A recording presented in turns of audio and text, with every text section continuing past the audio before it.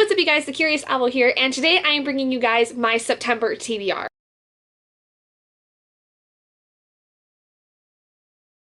So, September is gonna be quite a big month because not only do I have my D20 TBR to show with you guys, I'm also doing the magical readathon that G from Book Roast is hosting that takes place in the world of Aurelium, which I'm really excited about. I have been waiting for this for so long and I'm so excited.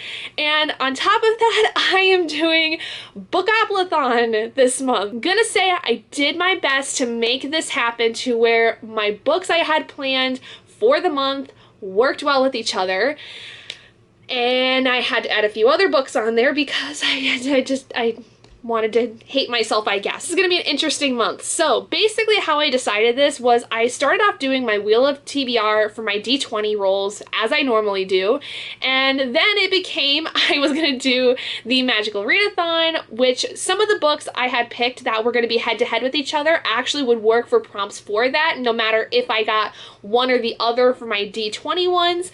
And then it was I was gonna do Bookoplothon very last minute, and I managed to get a few books on that TBR that were already part of my Aurelium TBR to work for that, and I still have to, though, right now, as I'm doing this filming, do the D20 ones. So I guess let's start off with that, because at the very least, you know, I will do the D20 ones. I'll show you guys what I end up getting for Bookoplothon, and I guess over the course of that whole thing, we'll talk about the ones I end up going with for Aurelium. But for right now, let's head over to the wheel spins for the D20 rolls. Hi guys, so like I said earlier, we're gonna be getting the spins here. So also, like I said, the hope is that with some of these spins, we can get some prompts that will also work with the prompts that I have for Aurelium, which I'm really excited to see if this happens, because I have no idea whether it's going to or not.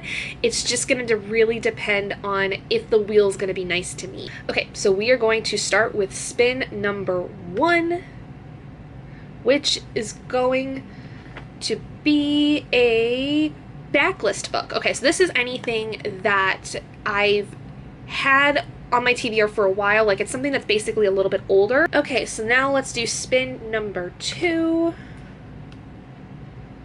which is gonna be a contemporary. Okay, so let's do spin number 3, and this one's going to be another contemporary. Okay, that's interesting. I did not expect that to come up twice in a row, let alone twice at all in the same month, but I'm not gonna complain. The wheel's gonna pick what the wheel's gonna pick. So let's move on to spin number 4 then, which is gonna be a standalone. Okay, so I actually misplaced where my dice are, so I'm having to use this app that I actually had got when I was doing my Bookoplothon rolls. So this will work. I have a D20 set up on here, but to start off, we have the backlist prompt. So for this one, it can be basically anything that's just been published a while ago. So for this, I decided to pit Song of Susanna, the 6th book in the Dark Tower series that will be part of my Stephen King reading series, up against Vampire Academy, which is actually going to be starting off my next reread / finish series, because I remember reading the first couple of books of Vampire Academy and I never really finished it. So let's see which of these end up winning. We have a 3, so that means Vampire Academy will be taking the backlist prompt. Next, we have one of the 2 contemporary prompts we have for this month. Now, I have put this kind of as like a possibility for one of these to win maybe one of the 2 categories. We'll kind of see how that goes. But we have The Haunted by Daniel Vega, which is the first book in the duology for The Haunted that I have been meaning to read for a while. I really like Daniel Vega's writing. Up against the first volume of Snot Girl. Now, the reason I picked this as a contemporary is because this one is set in a contemporary world, but has like paranormal, supernatural stuff involved. This one also set in a contemporary world. Let's see what the D20 does this time.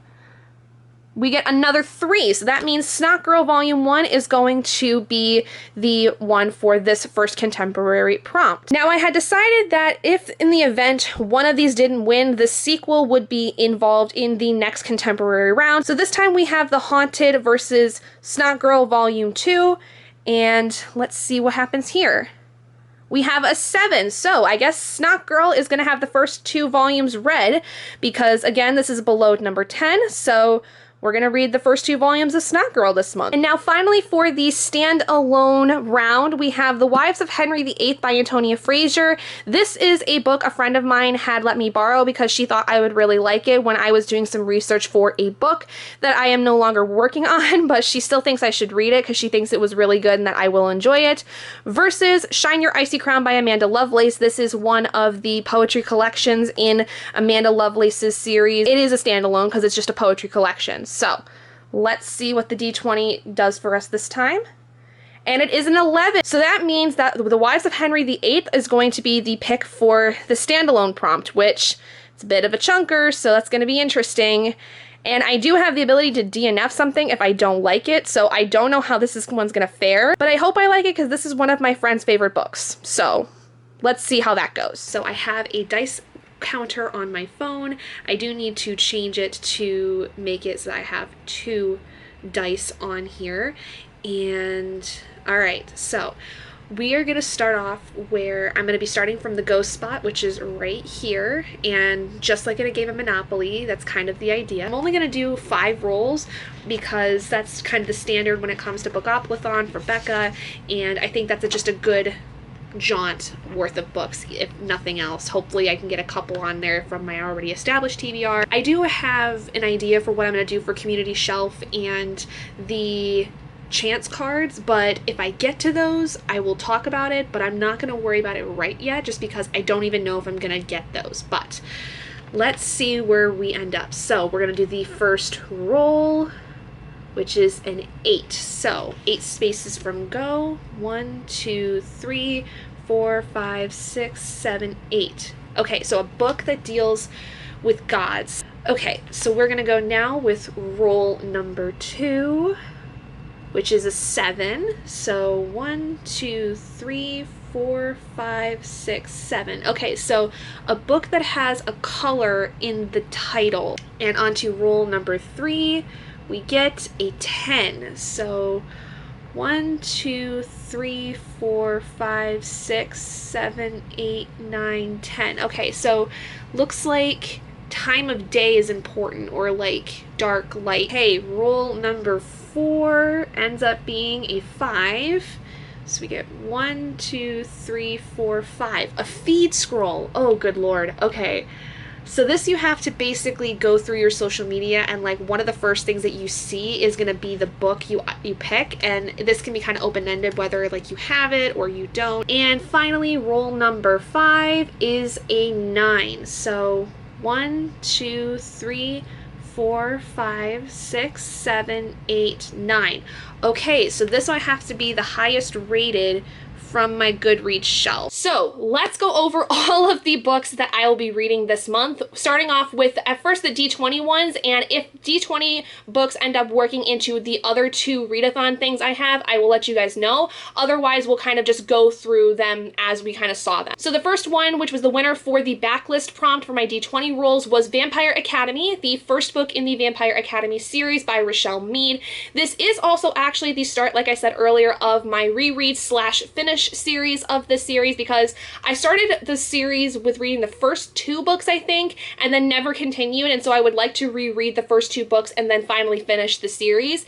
This is also going to be helping out with my magical readathon prompts by taking over the prompt of the Aurelium Arc, which is to read a book that is in a school setting, and for Bookoplothon, it is also going to be taking over the feed scroll prompt that I had, because it actually, funny enough, was brought up right on at the top of my Instagram, because when I actually went to build that Bookoplothon TBR, when I had filmed that clip, that day on my Instagram, the TV show's cast was just announced, so it kind of worked out like almost very perfectly for me, so somebody was aligning something for me, and I greatly appreciated whoever it was. Next, in a very weird turn of events, for both of the contemporary prompts that I had for my D20 roll, rolls. The first 2 volumes of Snot Girl ended up actually winning that, which was completely unexpected, but I'm not mad about that at all because that just makes my TBR a lot easier, I think.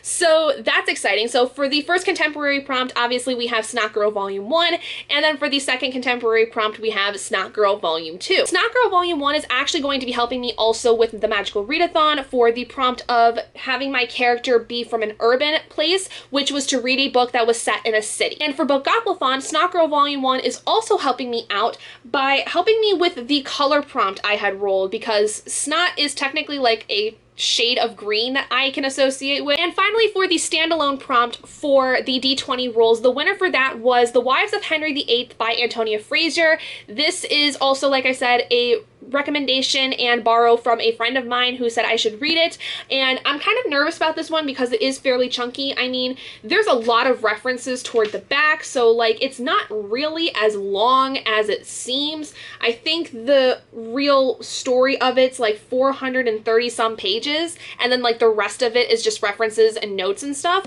But still, it's a bit of a chunker, so we'll see if I can get through this effectively. This one is also going to be helping me with the Magical Readathon for the prompt for The Mist of Solitude, which was to read a standalone. So now let's go over the rest of the books I have for Aurelium and for Bookoplothon. So to start off the Novice Path for Aurelium, the Novice Path prompt, which was to read a book with a map, I am going to be reading The Way of Kings by Brandon Sanderson, the first book in the Stormlight Archive. This actually is technically like a buddy read. My husband and I have decided we were going to try to read this together slowly.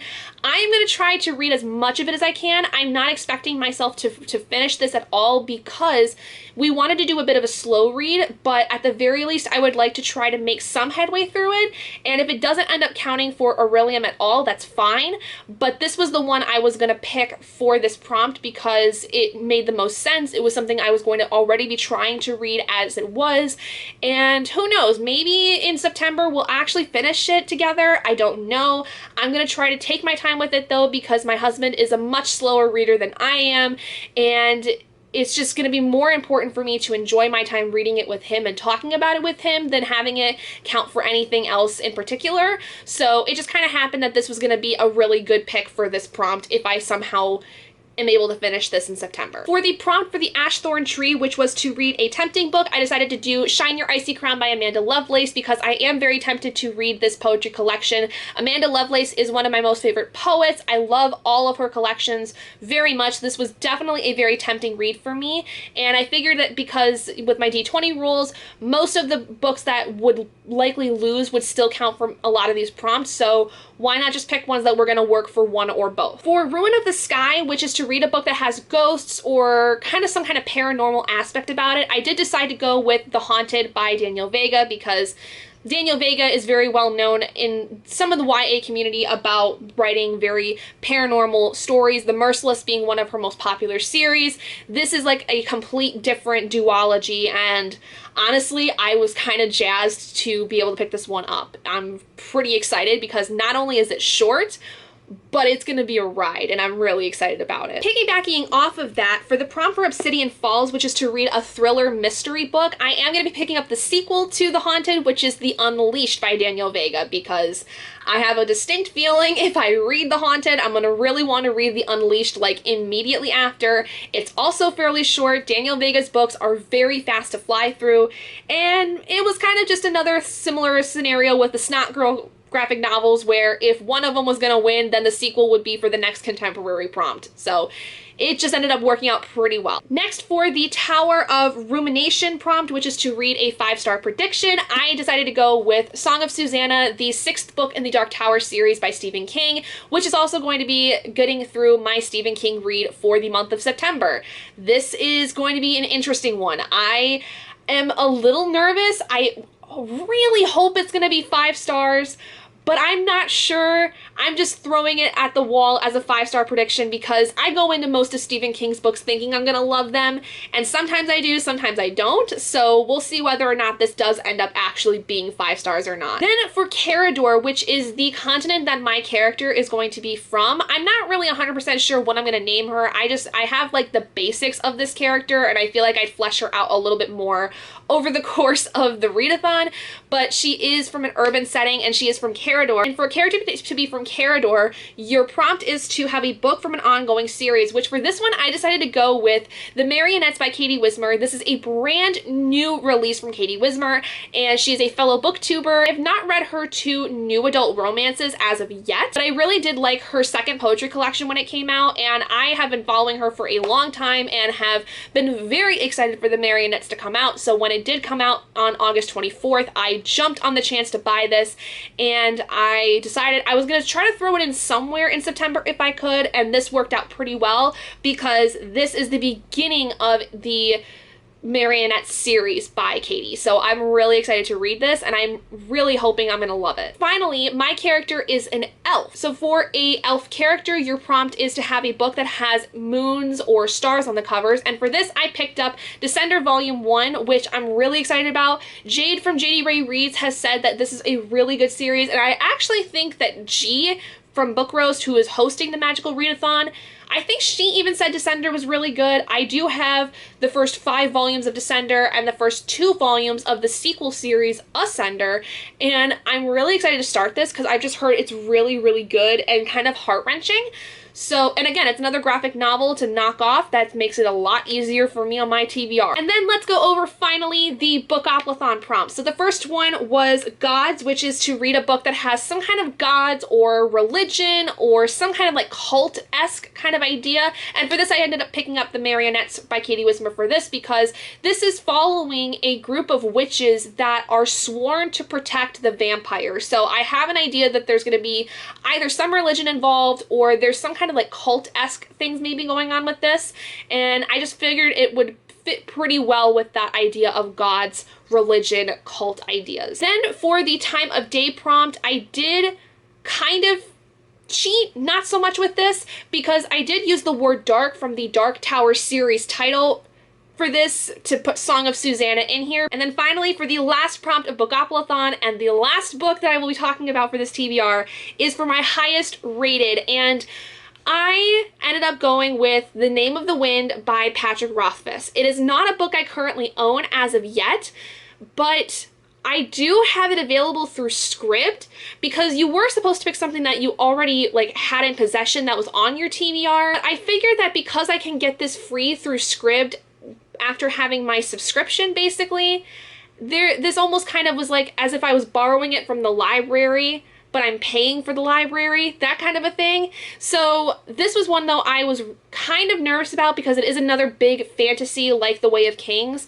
And I've heard a lot of people say that it's kind of hit or miss for people, but it is a staple when it comes to fantasy. So I'm going to take the plunge and try out Name of the Wind and see what I think. So to start off with, here is my D20 TBR. These 4 books come out to a total of 1,034 pages worth of reading. Then if we bring in all of the other books that I have, including The Name of the Wind for the rest of my TBR, not including The Way of Kings as of yet, we have a total of 3,209 pages worth of reading, which is quite a lot. Now, the reason I'm not including quite The Way of Kings as of yet is because, like I said, I don't know how much of this I'm going to read in the month of September because this is part of a slow read.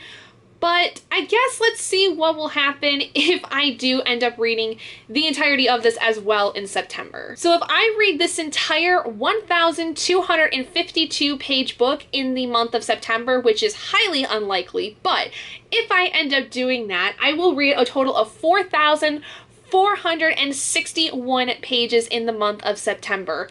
Lord help me. If you guys would like to share with me your TBRs, please let me know down in the comments below. Let me know whether you're going to partake in the Magical Readathon yourself or Bookoplothon or both. I would love to know. And how did you end up getting your TBRs to go for both of those if you're doing both? Because I'm surprised I was able to get mine to work. But anyway, thank you guys so much for joining me in this video. If you guys did enjoy it, please do give it a big thumbs up. And if you haven't already and you'd like to be and would like to see more content like this, go ahead and hit that button down below and subscribe to become an owlet in our flock.